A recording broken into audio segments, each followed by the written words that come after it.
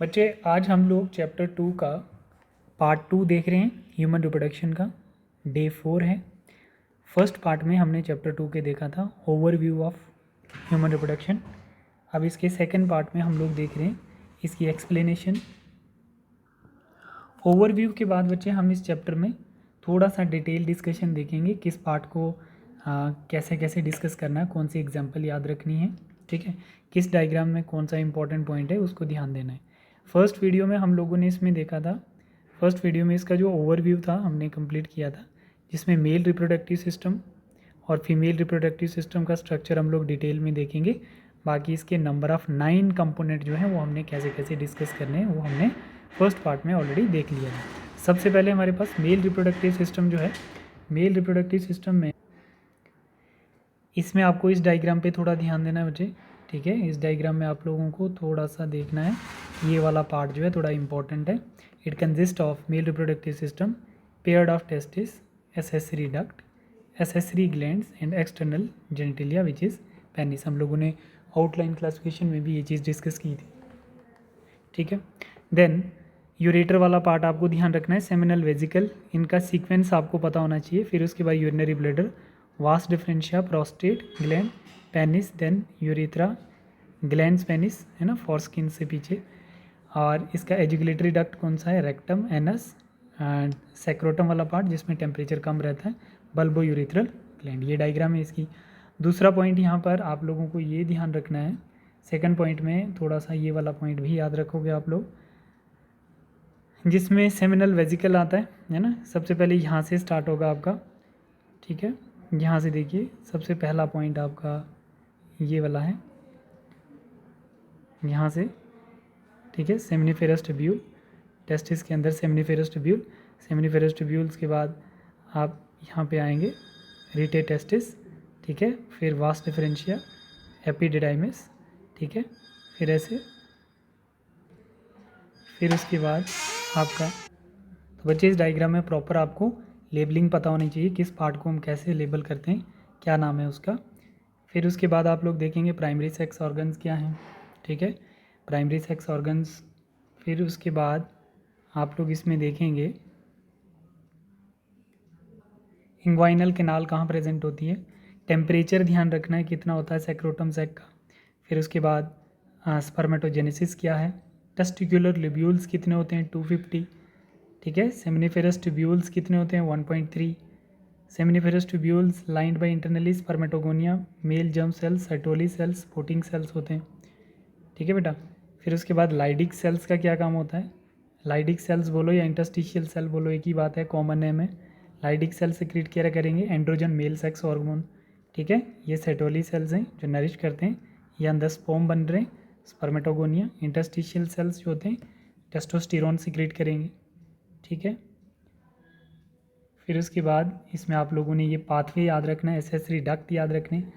ऐसे duct system जो है, रीटे टेस्टिस के बाद स्पर्म कहाँ जाएगा, वासा डिफरेंशिया में, फिर एपिडिडाइमिस में, फिर वास डिफरेंशिया में they conduct sperm from testis as follow. Seminiferous tubule से देखो एसेसरी डक्ट जो आपने ये याद किए हैं है ना, पहले रीटे टेस्टिस, देन वास डिफरेंशिया, देन एपिडिडाइमिस। अब सेमिनिफेरस ट्यूब्यूल से मतलब आपने पाथ ऑफ स्पर्मेटोजेनेसिस बताना है। सबसे पहले rete testis, irregular cavity, vasa differentia, series of fine tubule, epididymis, store sperm temporarily, vas differentia join with duct of seminal vesicle to form ejaculatory duct with a common pathway urethra and urethral meatus, ठीक है। फिर हम लोग आगे बात करते हैं urethra receive duct of prostate gland and Cowper gland, तो ये चीज़ आपको याद रखनी है। एसेसरी ग्लैंड्स क्या होते हैं, फंक्शन ऑफ सेमिनल प्लाज्मा क्या है, ये वाला क्वेश्चन एक बारी प्रीवियस ईयर में आया है नीट में, ये वाला पॉइंट आया हुआ है। सेमिनल प्लाज्मा किससे बना होता है ना, seminal plasma plus sperm is equal to semen, ठीक है। ये पॉइंट्स इसके डेफिनेशन, पेनिस है ना, एक्सटर्नल जेनिटिलिया, इंसेमिनेशंस, पर्पुरस क्या होती है, फॉरस्किन्स होती है, ये आपने ovaries, accessory duct and external genitalia. Female reproductive system में आपको डायग्राम लेवल करनी आनी चाहिए, और इसमें ये वाले पॉइंट याद होने चाहिए आपको, vagina, cervical canal, fimbriae, Fallopian tubes में कौन कौन से पार्ट आते हैं, isthmus, ampulla, infundibulum, uterine fundus, cavity, egg और ये 3 लेयर्स आप लोगों को पता होनी चाहिए यूट्रस की, इनके नाम भी, ठीक है। पेयर्ड ओवरीज क्या है, एसेसरी डक्ट क्या है, ठीक है। फिर उसके बाद एसेसरी डक्ट सिस्टम, इनके पॉइंट्स, ओविडक्ट के अंदर कौन कौन से पॉइंट आते हैं, infundibulums, ampulla, isthmus, ciliated epitheliums, uterus, worms, ठीक है। Uterus has 3 part, upper fundus, middle body, ठीक है। Perimetrium, myometrium and endometrium. Question आता है स्मूथ मसल किस पे प्रेजेंट होते हैं, ठीक है। Vagina, it opens to the exterior between urethra and anus, ठीक है। Sensitive papillae and Bartholin glands secrete mucus and lubricate the penis during sexual act, है ना, during sexual intercourse. External genitalia जो फीमेल में है, mons pubis, labia majora, labia minora, hymen and clitoris.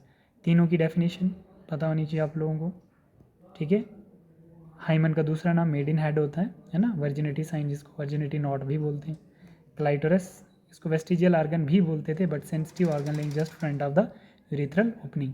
अब sensitive कहते हैं इसको, बट पहले वाइट दी वेस्टिजियल ऑर्गन्स कहते थे इसको।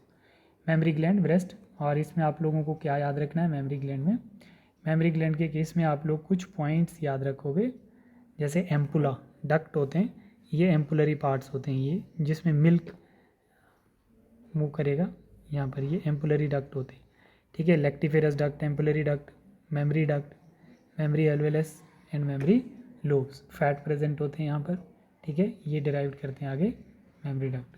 रिब्स, मसल्स बिटवीन रिब्स, और ये वाले मसल पूछा जाता है कि कहाँ प्रेजेंट होते हैं, ठीक है। पेक्टोरलस, मेजर मसल्स जो होंगे वो ब्रेस्ट में प्रेजेंट होंगे, ठीक है। फिर उसके बाद आप लोग इसमें देखोगे स्पर्मेटोजेनिक, गैमेटोजेनेसिस हम लोगों ने ऑलरेडी डिस्कस किया है। स्पर्मेटोजेनेसिस क्या होता है, हमने आउटलाइन क्लासिफिकेशन में स्पर्मेटोजेनेसिस को डिस्कस किया है। फॉर्मेशन ऑफ स्पर्मेटिड क्या होता है। दूसरा पॉइंट यहाँ पे नेक्स्ट जो पूछता है आपसे, ये वाले स्टेप्स पूछेगा, इन वाले स्टेप्स पे आपको ध्यान देना। डायग्रामेटिक सेक्शन, स्पर्मेटोजोआ मतलब सबसे पहले स्पर्मेटोगोनिया, ठीक है। Primary spermatocytes, secondary spermatocytes, spermatid, और फिर स्पर्मेटोजोआ बनेगा लास्ट, ठीक है। ये दो डेफिनेशन याद होनी चाहिए। स्पर्मिएशन क्या होता है, स्पर्मिएशन का मतलब होता है कि they are release to lumen of seminiferous tubule, ठीक है। जब सेमिनिफेरस ट्यूब्यूल से स्पर्म रिलीज होता है उसको हम क्या बोलते हैं, स्पर्मिएशन बोलेंगे, ठीक है। अब इसके बाद आपके पास आता है स्ट्रक्चर ऑफ स्पर्म, कुछ हार्मोन, लेडिक सेल और सेटोलिक सेल के फंक्शन। स्ट्रक्चर ऑफ स्पर्म हम लोगों ने देखा था बच्चे, इसको अच्छे से और देखना। oogenesis का स्ट्रक्चर, oogenesis के स्ट्रक्चर में आपने ब्लड वेसल्स देखी थी, है ना। फिर उसके बाद primary follicle, tertiary follicle, Graafian follicles, ठीक है। ये ओवम, सेकेंडरी ओसाइट के रैप्चर होने से ओवम आएगा। इसमें कितनी लेयर्स थी, ये स्ट्रक्चर ऑफ ओवम आ गया, ठीक है, स्ट्रक्चर ऑफ ओवम। फिर उसके बाद आपको यहाँ पे ध्यान देना है स्पर्मेटोजेनेसिस और oogenesis के बीच में क्या डिफरेंस होता है, ठीक है। टोटल मदर की वॉर्म से कितने एग आते हैं, ये भी ध्यान देना बच्चे।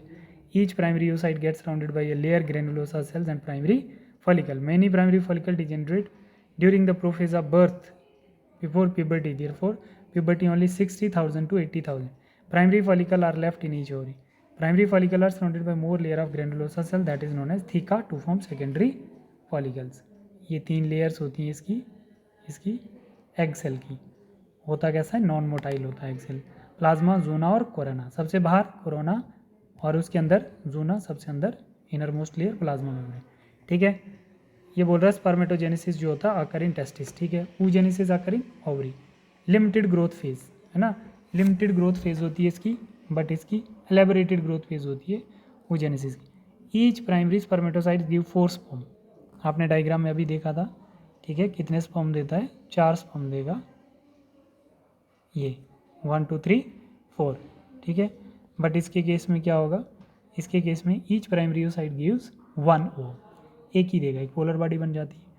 No polar body is formation in case of spermatogenesis, polar bodies are formed, begin at puberty and extend up to senility, begin at embryonic stage but suspended up to puberty, it ceases around the age of 50, ठीक है।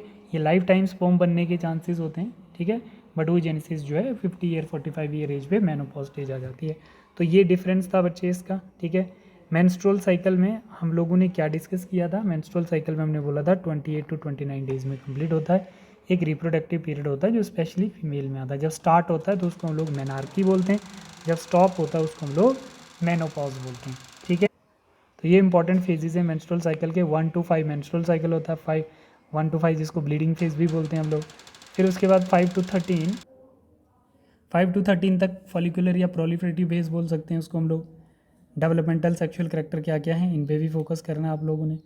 फिर 14 days हमारा ovulatory phase होता है और 15 to 28 days हमारा secretary phase होता है। ठीक है बेटा, और ये मेंस्ट्रुअल साइकिल है जो हम लोगों ने पहले भी डिस्कस किया था। 50 ईयर्स में मेनोपॉज स्टेज आ जाती है, 13 ईयर में मेनार्की स्टेज आती है। ठीक, तो इसमें हमारे पास 2 टाइप के हार्मोन सेक्रेट होते हैं, कुछ न्यूरल और कुछ ओवरियन हार्मोन सेक्रेट होते हैं। ठीक है बच्चे, तो आप लोग देखना यहाँ पे ये जो लाइन जा रही है आप लोग इसको ऐसे देख सकते हैं, ये मेंसेस हैं, ये मेंसेस हैं। फिर यहाँ पर मेंसेस के बाद एस्ट्रोजन अपना काम करेगा और इस एंडोमेट्रियम लाइनिंग को थिक करेगा। फिर आगे जाके क्या होगा, अगर फर्टिलाइजेशन नहीं होगी तो प्रोजेस्ट्रॉन सेक्रेट नहीं होगा और एस्ट्रोजन दोबारा से क्या हो जाएगा, ब्रेक हो जाएगा और दोबारा मेंस्ट्रुअल साइकिल स्टार्ट हो जाएगा। तो यहाँ पर जब भी हमारे पास एस्ट्रोजन थिक होता है तो LH का सर्च आता है। ठीक है, जैसे फॉलिकुलर फेज़ है, फॉलिकुलर फेज़ के बाद यहाँ 14 डेज़ में हमारे पास LH का सर्च आता है। वो क्या करता है बच्चे, मतलब पीक होता है वहाँ पर फर्टिलाइजेशन का। ठीक है, फर्टिलाइजेशन हो जाएगी तो ये वाली मेम्ब्रेन नहीं टूटेगी। अगर फर्टिलाइजेशन नहीं हुई तो दोबारा से क्या हो जाएगा, यहाँ पर ये मेम्ब्रेन ब्रेक हो जाएगी और मेंस्ट्रुअल साइकिल स्टार्ट हो जाएगा। ठीक है, फर्टिलाइजेशन में आप लोग देखिए बच्चे, फर्टिलाइजेशन का क्या रिस्पॉन्स है, वेजाइना में इंटर करेगा, सर्वाइकल कैनाइन, यूट्रस में, अस्थमस में, एम्पलरी रीजन्स में फर्टिलाइजेशन हो जाएगी। ठीक है, फिर क्या होगा, ovum from ovary, fimbriae, infant develops. Fertilizations के बाद आप लोग ये वाले इसके स्टेप देखेंगे, ये भी हमने डिस्कस किया था। फिर उसके बाद pregnancy and embryonic development, placenta पे क्वेश्चन आता है, पार्चुरेशन एंड लैक्टेशन। ठीक है, तो ये पॉइंट आप लोग डिस्कस करना है बच्चे अच्छे से। ठीक है, अच्छे से रिवाइज करना है, इनको रिपीट करो। तो इसी के साथ ये वाला चैप्टर हमारा, इसमें हमने इतना ही देखना है और हम लोग इनके PYQ और CUT के PYQ जो हैं हम लोग अलग से डिस्कस करने वाले हैं। ठीक है बेटा, थैंक यू।